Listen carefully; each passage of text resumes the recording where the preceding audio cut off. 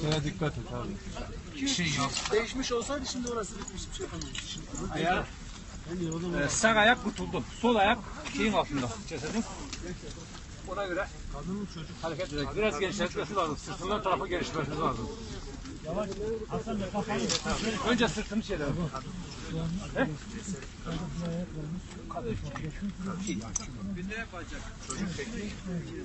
Çıkıyor. Sakin ol. Tamam mı? Hasan sen çık. Ablacığım. Tamam. Bekle. O şu travma tahtasını ver buraya. Şurayı boşaltın. Şurayı boşaltın. Geri çalış. Demirlere dikkat et. Demirlere dikkat et.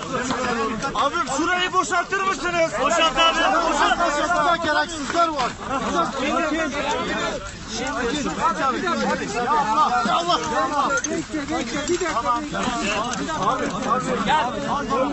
Boyunu tak.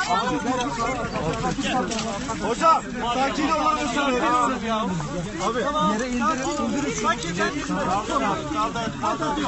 Ya Allah. Arkadaşlar sakin olun. Düşmesin. Tamam. Ayaklarını sol ayağına dikkat edin.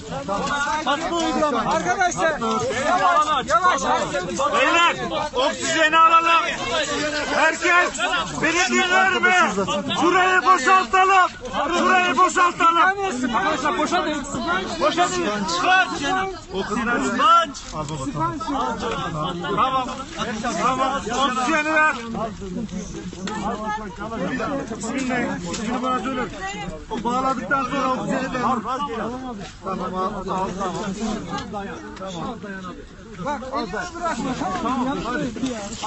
Ben de yeşilden de beyler yeşilden de. Çek bir dakika. Yeşili bağladım. Bir şey söyleyeceğim.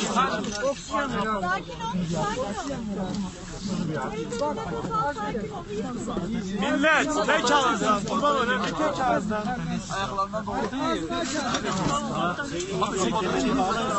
Beyler alanı açın tek ağızdan. Arkadaşlar bir alanı açın. Adam nefes almıyor. Beyler hastayı indiriyoruz.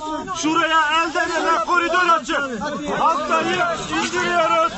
Herkes yerinde sabit kalsın. Hastayı kaldırdıktan sonra elden ele bir şekilde ambulansa transfer edeceğiz. Hadi beyler. 1, 2, 3. Kaldır. Gitme. Siz gitmeyin. Sen gitme. Beyler beni bir dinleyin. Ben de oksijen var.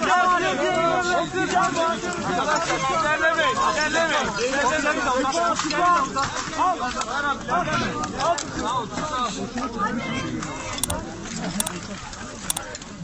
Al.